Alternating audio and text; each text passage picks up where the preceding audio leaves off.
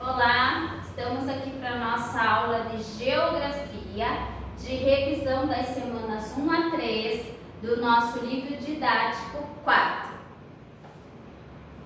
Então, nós estudamos sobre o que é energia, né? Então, nós vimos que os cientistas eles não têm uma definição exata para a energia, né? Mas nós podemos dizer que ela está relacionada à força, ao trabalho, ao movimento e à transformação.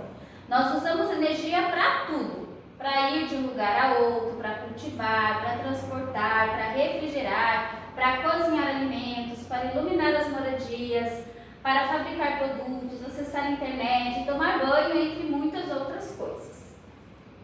Diferentes fontes de energia. Então, nós vimos que, de acordo com a capacidade de se recompor pela própria natureza ou pelas atividades humanas, as fontes de energia elas podem ser classificadas como não renováveis ou renováveis.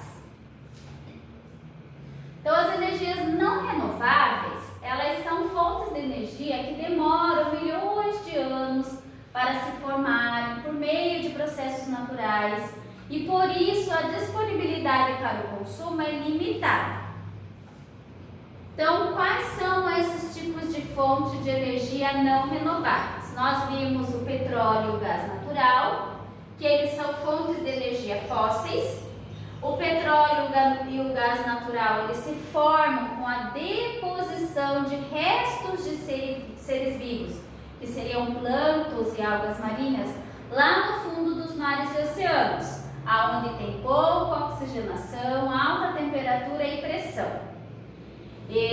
Então, para ser formado o petróleo e o gás natural, eles têm que ter essas condições, por isso que é mais difícil de ter esse tipo de fonte de energia, porque demora muito tempo para ele fazer isso. O petróleo ele é muito usado na produção de combustíveis e na geração de energia pelas termoelétricas. No dia a dia, também utilizamos diversos produtos derivados do petróleo, como cosméticos, remédios, plásticos, produtos de limpeza, borracha, tecido sintético, corantes, conservantes, asfalto, entre outros. Então, a gente tem muita coisa que é derivada do petróleo. O gás natural, ele é utilizado nas indústrias para a geração de energia e nas residências, né, no gás de cozinha e nos aquecedores, e também como combustível para veículos. O carvão mineral é uma outra fonte de energia não renovável. Ele é uma rocha sedimentar formada pela acomodação em camadas de restos de matéria orgânica e minerais ao longo de muito tempo.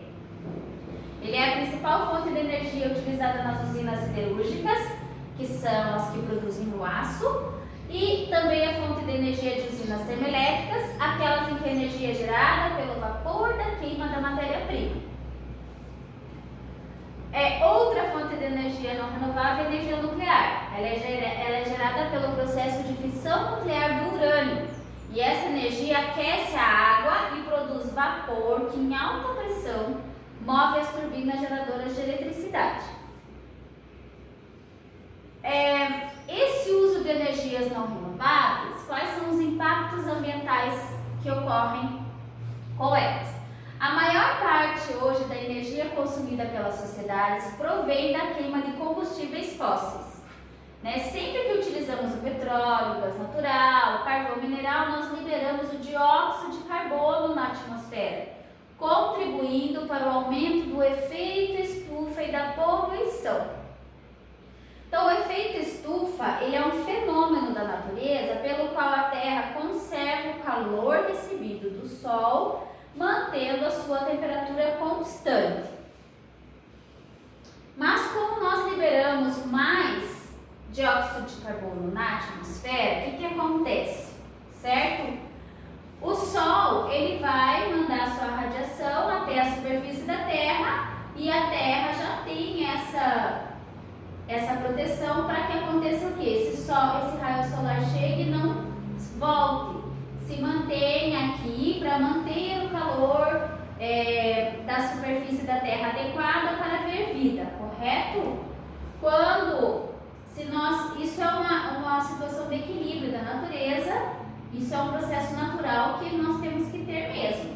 Mas o que acontece quando a gente libera mais gases na atmosfera do que o nosso planeta consegue absorver? Aí, esse raio que chega do Sol, ele vai se concentrar aqui, mas como não vai conseguir ser absorvido adequadamente pelo nosso planeta, ele vai começar a superaquecer a Terra, vai aumentar a temperatura da Terra. E o que acontece então com esse processo do efeito estufa? Nós temos alguns problemas que acontecem. São eles: o degelo das calotas polares, a elevação do nível dos oceanos, o aumento das temperaturas, a menor disponibilidade de água no planeta, a maior ocorrência de períodos de seca, a redução da oferta de recursos naturais, o desequilíbrio ecológico. Então, assim, esse aquecimento elevado da Terra causa problemas, né? Por quê? Porque ele está fora de controle. Então, nós temos que cuidar com isso. Agora, nós vamos ver sobre as energias renováveis, que são elas, né? Elas são fontes de energia inesgotáveis, renovadas pela natureza. Então, quais são elas? Nós temos a energia solar. Então, o Sol é a nossa principal fonte de energia. É possível utilizar a energia solar em atividades como secagem, aquecimento de ambientes para a criação de animais, processos industriais, em fornos e no aquecimento da água para uso doméstico. E o processo de geração de energia elétrica a partir da energia solar não emite gases poluentes na atmosfera. Então, nós vimos na nossa aula que tem todo um processo para você ter energia solar, mas que ela não emite gás poluente na atmosfera. Temos também a energia eólica, que é uma energia produzida a partir da força dos ventos, que move hélices gigantes conectadas a um gerador produtor de eletricidade.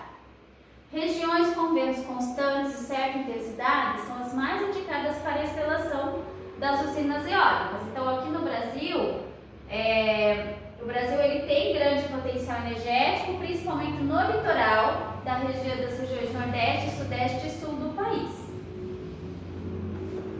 Então lá, a energia eólica ela é inesgotável, ela também não emite gases poluentes nem gera resíduos e diminui ainda a emissão de gases do efeito estufa, certo? Mas claro, né, ela também tem a desvantagem, que nem sempre o vento sopra quando a eletricidade é necessária.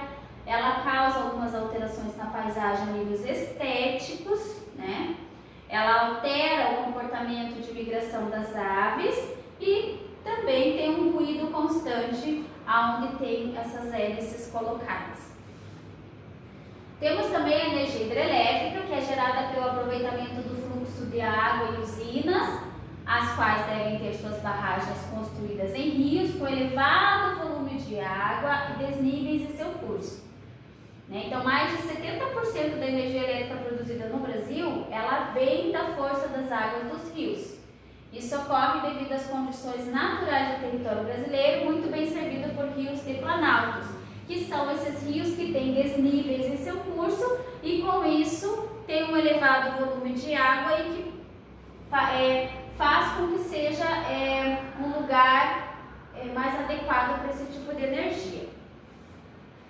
Então, como que funciona mais ou menos uma usina hidrelétrica? A pressão da água que desce da represa pela rampa da barragem move turbinas instaladas na parte inferior da barragem. Por meio de um gerador, a força da água é convertida em energia elétrica, que então é conduzido para a linha de transmissão e aos seus consumidores, que são nas cidades e no campo.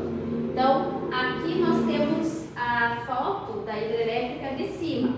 A energia é gerada embaixo aqui, certo? Mas essa é a barragem construída no rio, aonde eles vão conseguir fazer com que a força da água passe e gere toda a energia necessária.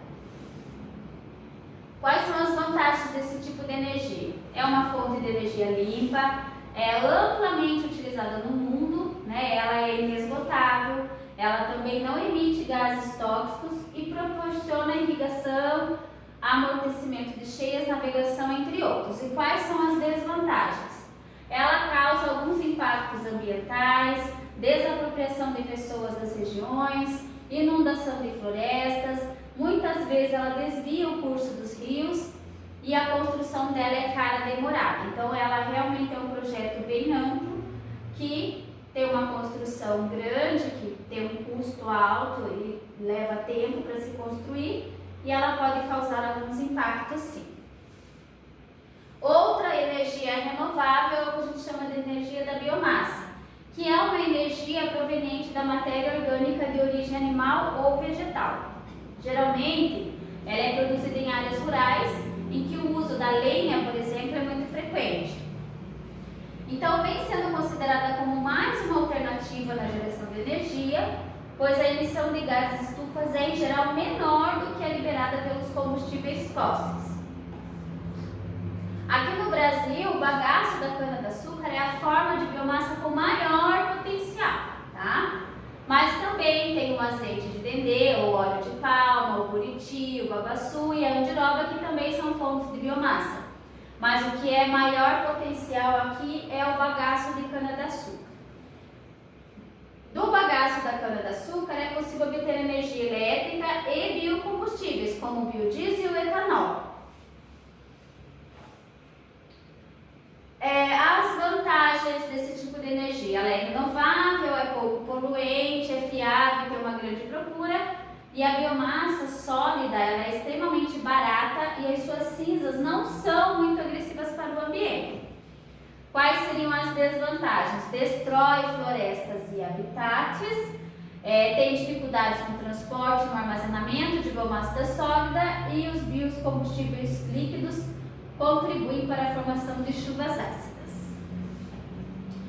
Então é isso, pessoal. Espero que vocês façam uma ótima avaliação e nos encontramos na próxima aula. Até mais!